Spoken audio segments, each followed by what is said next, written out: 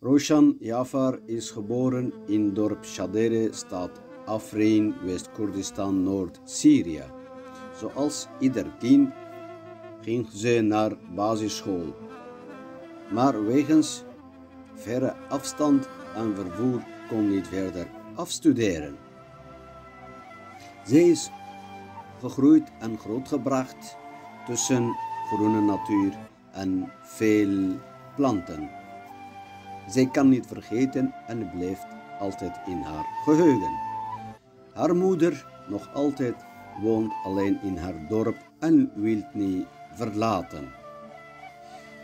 Zij leerde koken van haar oma Kadifa. Haar oma Kadifa was bekend tussen de familie en zij maakte eten voor familiefeesten. Op jaar 1992 trouwde mevrouw Roshan met Akram Hamo in stad Aleppo in Syrië. Zij gingen samen olijven plukken en ze werkten samen met een glimlach. Op jaar 1997 zij kwam naar België met haar zoon Omar toen hij was 2 jaar en half oud.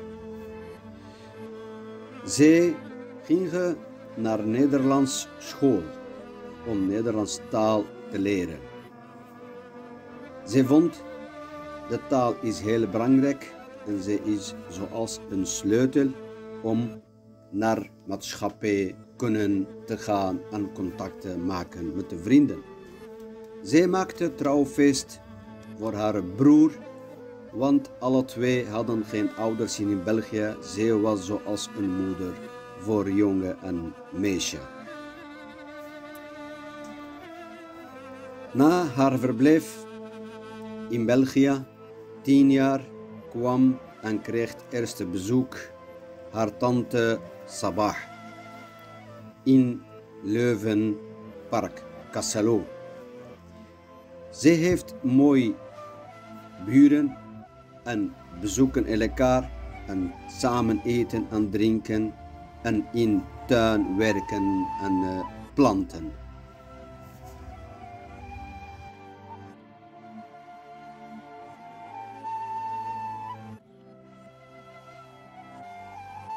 Wij hebben Akram leren kennen door het organiseren van allerlei solidariteitsinitiatieven met Syrië en met Syrische vluchtelingen en vooral ook met de Koerden uit Afrin.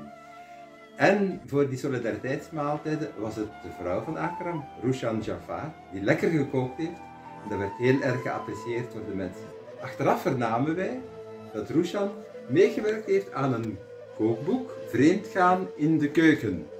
En ze heeft daarbij een prijs gehaald. Haar recept kreeg de eerste prijs.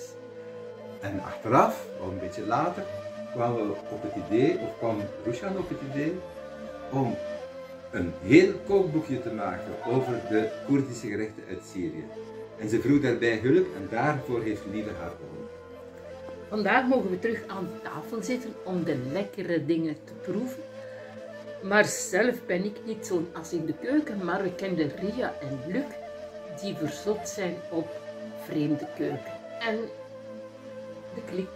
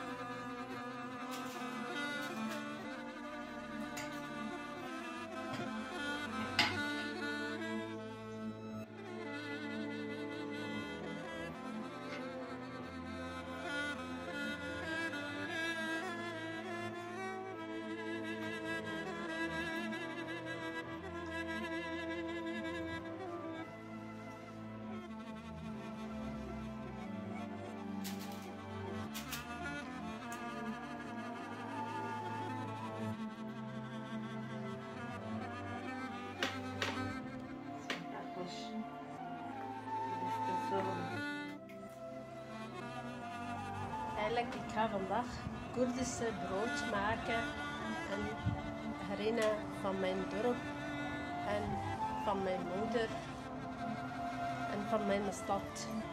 Ik ga vandaag echt Koerdische brood maken, gemaakt worden.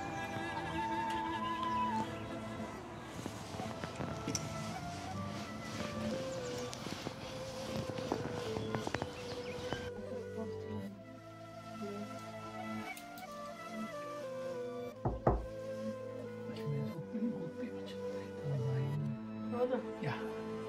Als pikant. Roombaar en heb ik niet op de kant.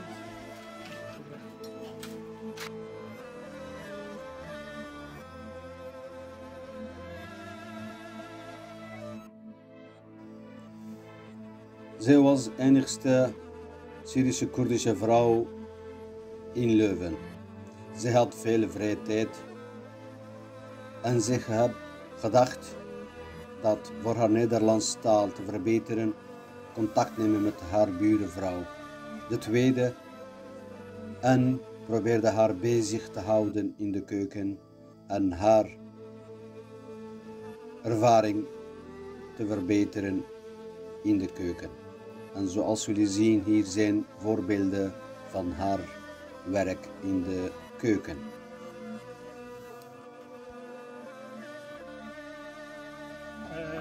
Het is het einde van de boekje en hebt hier meer aan gewerkt. En hoe was het? Verlopen, zeg maar iets gewoon. Vooral lekker en veel, heel goed gegeten en nu gaan we lekker drinken. Je hebt hard gewerkt ook. En ook hier Ria. Zij heeft alle foto's genomen En teksten geschreven. en teksten geschreven. En goedkoop. En maak nog foto's. Nee, nee. Zeg maar iets, gewoon, zeg maar iets gewoon. Ja, het koken was Rochelle werk. Dus dat is voor mij. En vertellen hoe het dan was. Hoe het gemaakt werd. Ja, ik heb te veel zien doen. Hè. Ofwel heeft ze verteld van wat ze gedaan had, ofwel heb ik... Jij schrijft de recept. Oh, Ja, Luc, ga maar naar daar. Luc. Ik wou.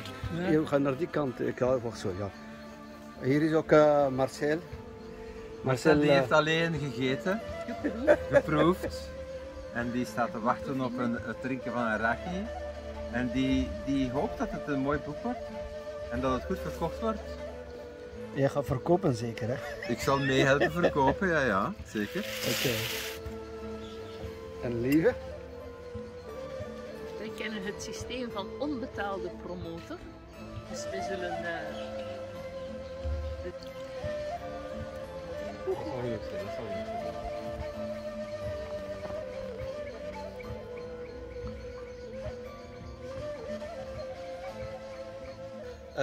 voor de taal, voor foto's, dat we samenwerken, we werden sterker en we hebben nu vandaag, ik ben heel blij dat Roshan zal later binnenkort een boekje in onze handen geven. Dank u wel.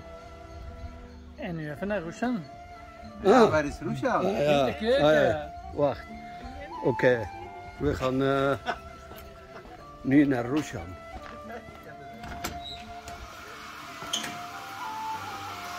Ja. Roshan maar video करता है वे तो लिए hier is Roshan aan het salade maken hier en ze heeft alle eten klaargemaakt en alles was lekker. Kartushki hawal de lahem om gewoon niet denken. Ja, of eigenlijk Denk je voor elkaar? ja, dus vandaag is de laatste Sugar. dag van de eten. Het is klaar. We gaan zo'n hapje drinken. Dank u voor jullie.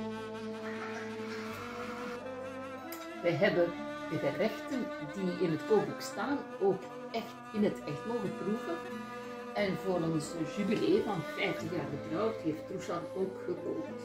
En de mensen vroegen van waar was dat nu weer? En nu kunnen we dus reclame maken voor het kookboek voor onze vrienden.